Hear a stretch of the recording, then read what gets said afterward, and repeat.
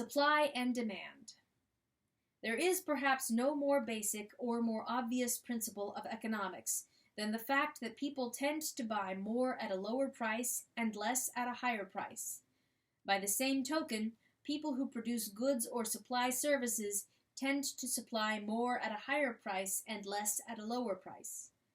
Yet the implications of these two simple principles, singly or in combination, covers a remarkable range of economic activities and issues, and contradict an equally remarkable range of misconceptions and fallacies. Demand versus need. When people try to quantify a country's need for this or that product or service, they're ignoring the fact that there is no fixed or objective need. Seldom, if ever, is there a fixed quantity demanded.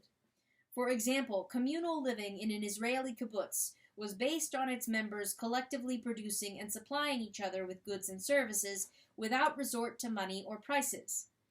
However, supplying electricity and food without charging prices led to a situation where people often did not bother to turn off electric lights during the day, and members would bring friends from outside the kibbutz to join them for meals. But after the kibbutz began to charge prices for electricity and food, there was a sharp drop in the consumption of both. In short, there was no fixed quantity of need or demand for food or electricity, despite how indispensable both might be. Likewise, there is no fixed supply. Statistics on the amount of petroleum, iron ore, or other natural resources seem to indicate that this is just a simple matter of how much physical stuff there is in the ground. In reality, the cost of discovery, extraction, and processing of natural resources vary greatly from one place to another. There is some oil that can be extracted and processed from some places for $20 a barrel, and other oil elsewhere that cannot repay all its production costs at $40 a barrel, but which can at $60 a barrel. With goods in general, the quantity supplied varies directly with the price, just as the quantity demanded varies inversely with the price. When the price of oil falls below a certain point, low-yield oil wells are shut down because the cost of extracting and processing the oil from those particular wells would exceed the price that the oil would sell for in the market. If the price later rises, or if the cost of extraction or processing is lowered by some new technology, then such oil wells will be put back into operation again. Certain sands containing oil in Venezuela and in Canada had such low yields that they were not even counted in the world's oil reserves until oil prices hit new highs in the early 21st century. That changed things, as the Wall Street Journal reported. These deposits were once dismissed as unconventional oil that couldn't be recovered economically. But now, thanks to rising global oil prices and improved technology, most oil industry experts count oil sands as recoverable reserves. That recalculation has vaulted Venezuela and Canada to first and third in global reserves rankings. The Economist magazine likewise reported, Canada's oil sands, or tar sands as the goo is known, are outsized in every way. They contain 174 billion barrels of oil that can be recovered profitably, and another 141 billion that might be worth exploiting if the oil prices rise or the costs of extraction decrease, enough to give Canada bigger oil reserves than Saudi Arabia. In short, there is no fixed supply of oil, or of most other things. In some ultimate sense, the earth has a finite amount of each resource, but even when that amount may be enough to last for centuries or millennia, at any given time, the amount that is economically feasible to extract and process varies directly with the price for which it can be sold. Many false predictions over the past century or more that we were running out of various natural resources in a few years were based on confusing the economically available current supply at current prices with the ultimate physical supply in the earth, which is often vastly greater. Natural resources are not the only thing that will be supplied in greater quantities when their prices rise. That is true of many commodities and even workers. When people project that there will be a shortage of engineers or teachers or food in the years ahead, they usually either ignore prices or implicitly assume that there will be a shortage at today's prices. But shortages are precisely what cause prices to rise.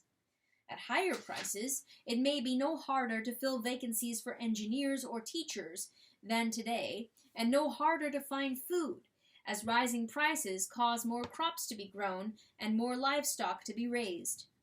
In short, a larger quantity is usually supplied at higher prices than at lower prices, whether what is being sold is oil or apples, lobsters or labor. Real value.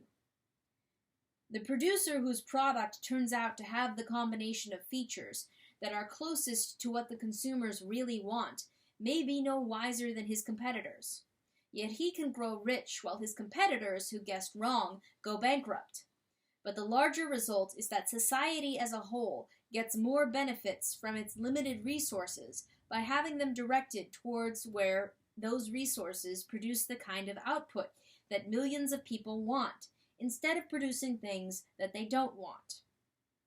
Simple as all this may seem, it contradicts many widely held ideas. For example, not only are high prices often blamed on greed, people often speak of something being sold for more than its real value, or of workers being paid less than they are really worth, or of corporate executives, athletes, and entertainers being paid more than they are really worth. The fact that prices fluctuate over time and occasionally have a sharp rise or steep drop misleads some people into concluding that prices are deviating from their real values. But their usual level under usual conditions is no more real or valid than their much higher or much lower levels under different conditions.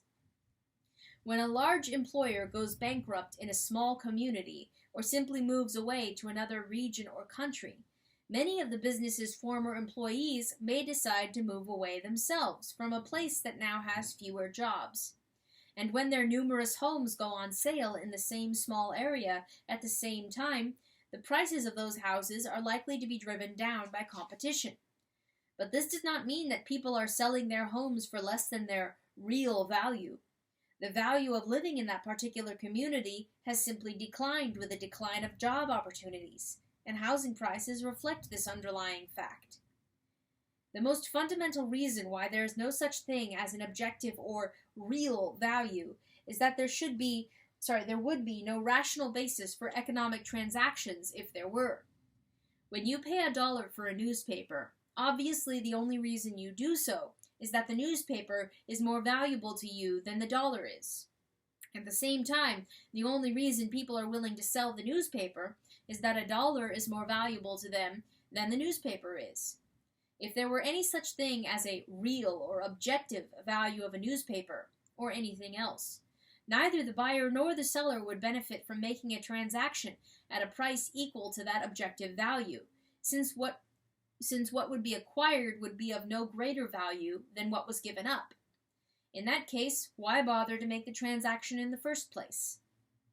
On the other hand, if either the buyer or the seller was getting more than the objective value from the transaction, then the other person must be getting less, in which case, why would the other party continue making such transactions while being continually cheated? Continuing transactions between buyer and seller make sense only if value is subjective, each getting what is worth more subjectively. Economic transactions are not a zero-sum process where one person loses whatever the other person gains. Competition.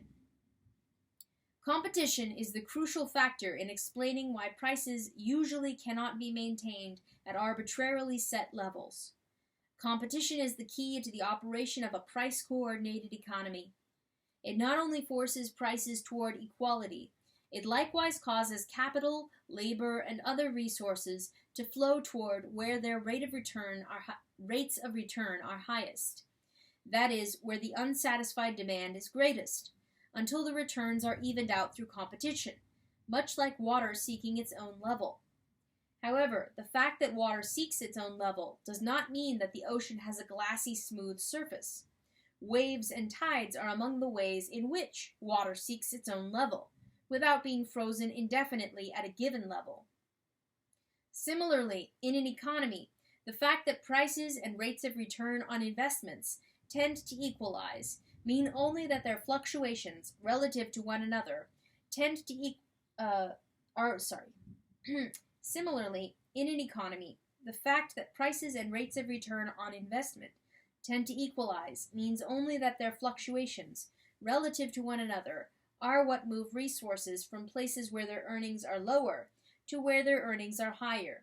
That is, from where the quantity supplied is greatest relative to the quantity demanded, to where there is the most unsatisfied demand.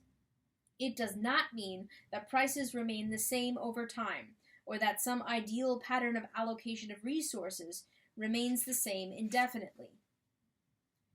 Prices and supplies.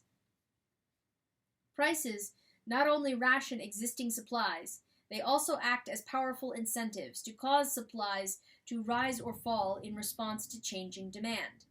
When a crop failure in a given region creates a sudden increase in demand for imports of food into that region, food suppliers elsewhere rush to be the first to get there, in order to capitalize on the high prices that will prevail until more supplies arrive and drive food prices back down again through competition.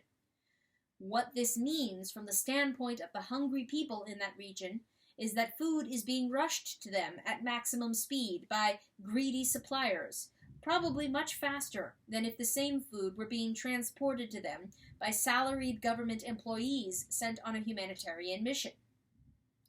Those spurred on by a desire to earn top dollar for the food they sell may well drive throughout the night or take shortcuts over rough terrain, while those operating in the public interest are more likely to proceed at a less hectic pace and by safer or more comfortable routes.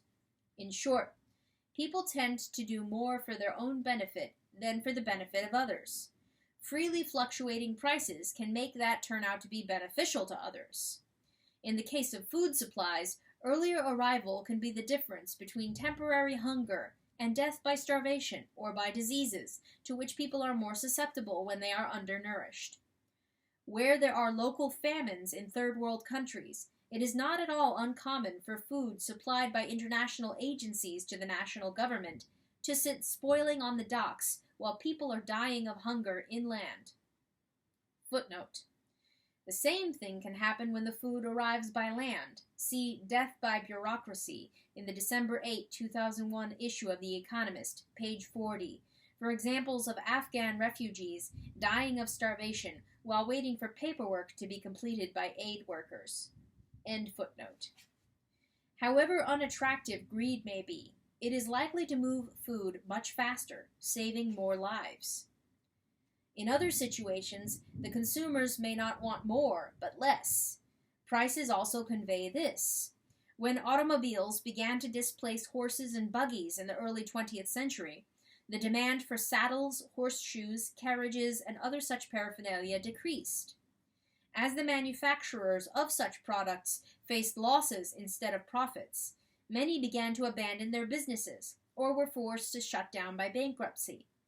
In a sense, it is unfair when some people are unable to earn as much as others with similar levels of skills and diligence, because of innovations which were as unforeseen by most of the producers who benefited as by most of the producers who were made worse off.